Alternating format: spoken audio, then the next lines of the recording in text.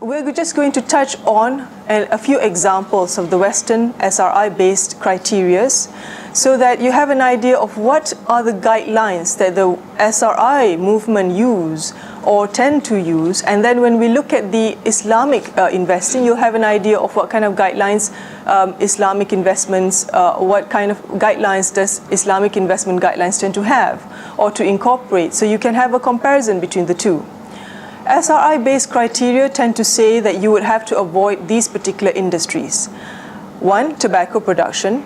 2, alcohol production, gambling, pornography or violent materials, manufacture and the sale of weapons, unnecessary exploitation of animals, the nuclear power generation, poor environmental practices, human rights abuses, poor relations with employees, customers or suppliers.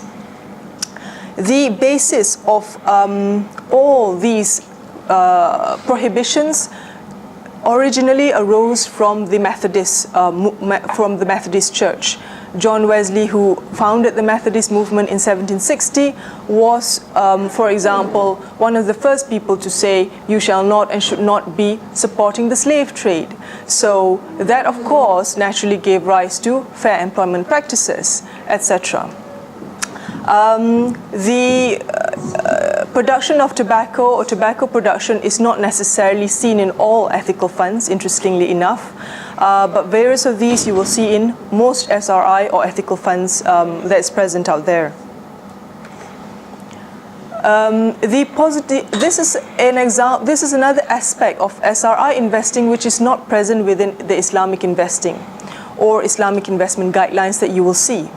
The SRI investments or SRI investing have a positive approach or positive criteria, whereby their approach is basically to say we will choose and we will select stocks that do have these criteria or that do meet these criteria.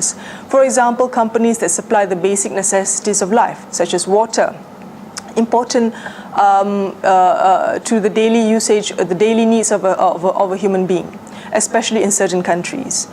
Companies that offer product choices for ethical and sustainable lifestyles.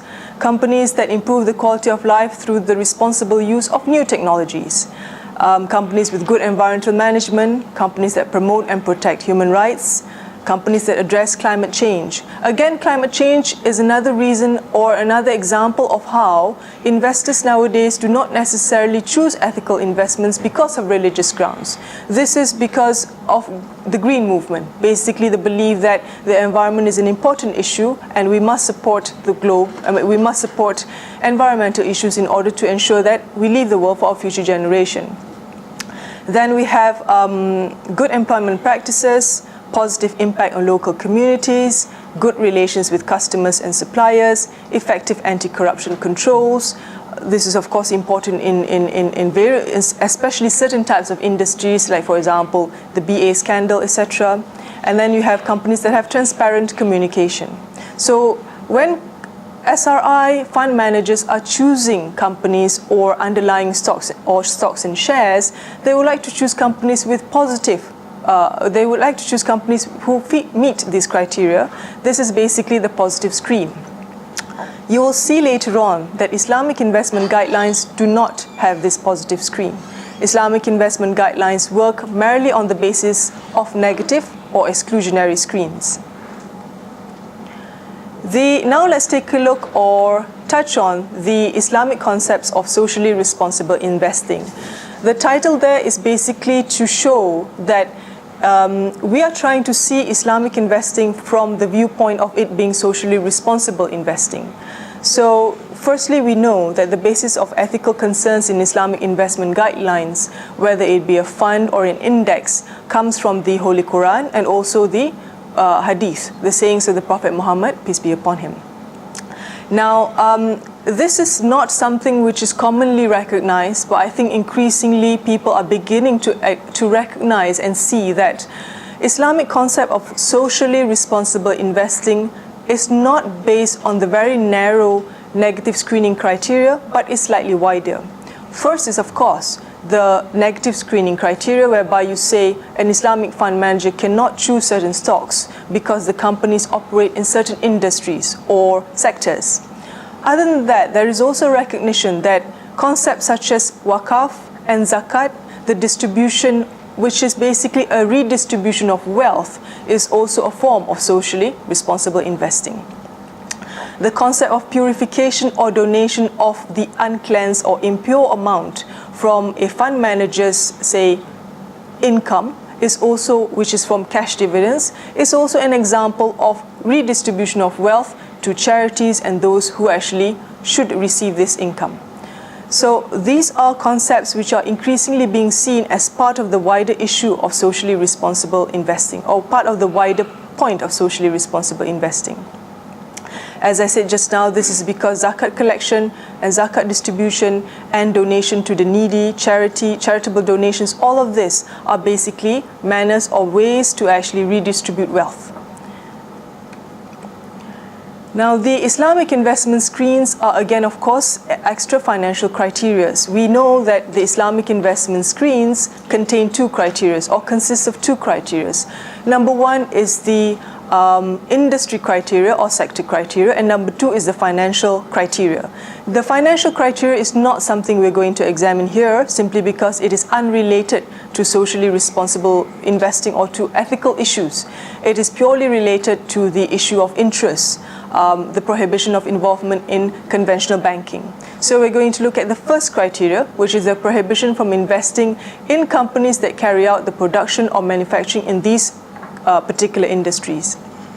Alcohol, which is self-explanatory, conventional banking, financial, other interest-related activity, tobacco, gaming and arms manufacturing, entertainment, pork production, packaging, processing, etc. Now, it is said that of all this list, the tobacco, the prohibition from investing in companies that produce or manufacture tobacco, is actually because is there really because of the fact that Islamic players or Islamic finance players at the beginning, when they were starting to set up the list, they actually looked towards ethical investing in setting up the list as a guide. And so therefore this came into the negative screening for Islamic investing criteria.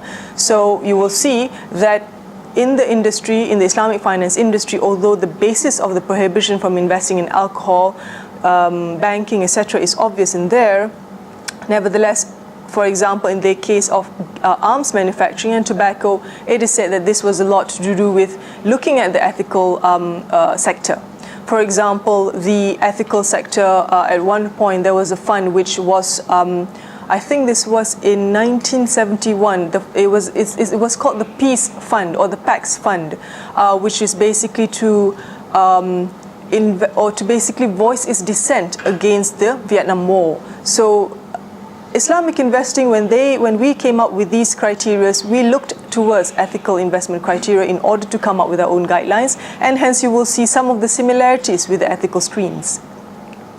The other prohibition that you have is the prohibition of usury or interest, which, as I touched upon just now, then led to the development of the financial ratios. And then you have the prohibition of uncertainty gharar.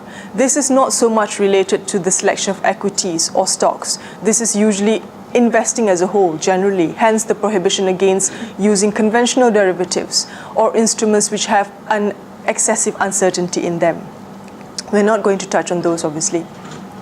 Now, we've looked at the Western concept of socially responsible investing. We know the basis of it, as we said just now, they stem from Protestant and Catholic religious convictions. 1760, where John Wesley was the founder of the Methodist Church, and also the Quakers in the 19th century, which prohibited their members from supporting the slave trade. Islamic investing is, of course, based on Sharia or Islamic law. In other words, both approaches to investing have their foundations in religion. They have Abrahamic religions. And both approaches actually base their concepts on mankind being the steward on earth. And so this is why you will see, for example, the foreign colonials' stewardship criteria. They call it the stewardship criteria because they believe that mankind is steward on earth. The extra financial aspect of both investment approaches have a social purpose, and they exclude unethical businesses by investing in sin stocks. So obviously the two criteria are similar in that the basis of the criteria are the same, and they start on the assumption, or if you can use the word assumption, they start on the basis that mankind is a steward on earth, and also both therefore lead to the certain criteria or negative screens which say you cannot invest in certain stocks, popularly known as sin stocks. I think that let me just skip that. The few three bullet points there is basically an assessment of what I think on where the industry is and where it should be or where it could be. The other industries in SRI which are currently not in the Islamic screens, isn't there an argument for these screens to be incorporated into the Islamic screens? After all, if you look at the requirement for a company or a corporation to have fair employment practices, not to use child labor, etc., and to adhere to the ILO principles, these are the same principles as you have in the Sharia. So why do we not extend these principles into the Islamic screens? Because for the past 30 years, we have seen Islamic screens not changing. The industry screens or negative screens have not changed. They have remained frozen. So is there not an argument, especially in light of what's been happening of late, especially with the fact that now analysts can actually receive information with investigative journalism? We know which companies are actually breaching these labor laws, etc. We know which companies are on the right and we know which companies are not. So why do we not take a positive decision to actually incorporate these screens into the Islamic screens? The other thing is the environmental, social and governance criteria could be extended to Islamic screens. ESG is very wide, and you see it being embraced by the conventional SRI movement, or rather the conventional ethical movement, because SRI is a narrow concept. Again, issues such as corporate governance, surely it is time that fund managers who have the power to, and it is a power actually, who have the power to influence decision making within corporations, don't they have a duty or an obligation, if you are an Islamic fund manager, to persuade or influence the company to have a corporate governance structure that adheres to the Sharia? So these are issues, or to protect the environment, etc. So these are issues which, again, Islamic investing or Islamic fund managers at the end of the day could try and adopt. So I believe that Western concepts of of responsible engagement or active ownership can be infused into Islamic product. There is no reason why they cannot. So let's look at why we think they have not been infused so far. And this is why I think that it has not happened so far. Firstly, it's because of geographical or regional differences, which I think narrows it down to the question of the client. Who is the client? At the end of the day, I should leave that to the conclusion. Because if you look at the regional or geographical differences, if you look at Asia, SRI is popular within or in Japan and Korea. Whereas Islamic investing is, of course, as we know, Indonesia, Malaysia, to a certain extent, Singapore. So the countries where the investors are located are not the same. There is no overlap between the two. The other thing is, when you look at the Western Hemisphere, socially responsible investment practices are popular in Europe, led by France and Germany. It's popular in the UK also, but Islamic investing is not popular in Europe, but of course more popular in the UK.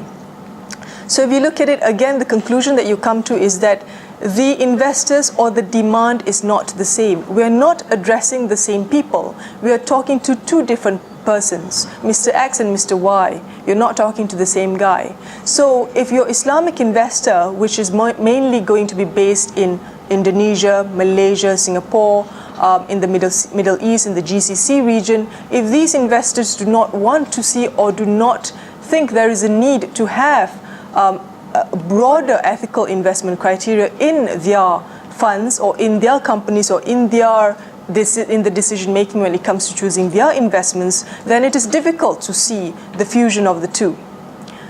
Having said that, I would like to conclude by saying that firstly, ethical investing was not a demand-led industry. It was not a demand-led industry. It was a supply-led industry. And similarly, Sharia or Islamic finance industry, to a certain extent, or perhaps even to a large extent, is a supply-led industry. Of course, there are large aspects which is demand-led, but at the end of the day, industry players who have been able to see other concepts and have been able to learn from other concepts and other parts of the wider conventional industry, they can actually take the decision to incorporate these practices into the Islamic finance industry and present it to the Sharia board as basically something which they have come up with, and ask for the permission for this to be approved, which naturally will be approved by the Sharia board and then sold on to the client. Perhaps Islamic investing, especially when it comes to the issue of ethical and Islamic investing, and I refer to genuine ethical investing, needs to be supply-led also. We need to come up with the products. And we have seen, or there are two examples. One example I've picked up here is the Sustainable Asset Management and Gatehouse Bank.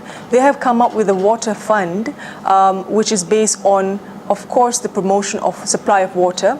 This is an ethical fund, which is genuinely ethical, not just, a mere, it's not just a say-so. I mean, it really is an ethical fund because of the concept of promoting or supporting companies that supply water in some, and ensure the clean production of water.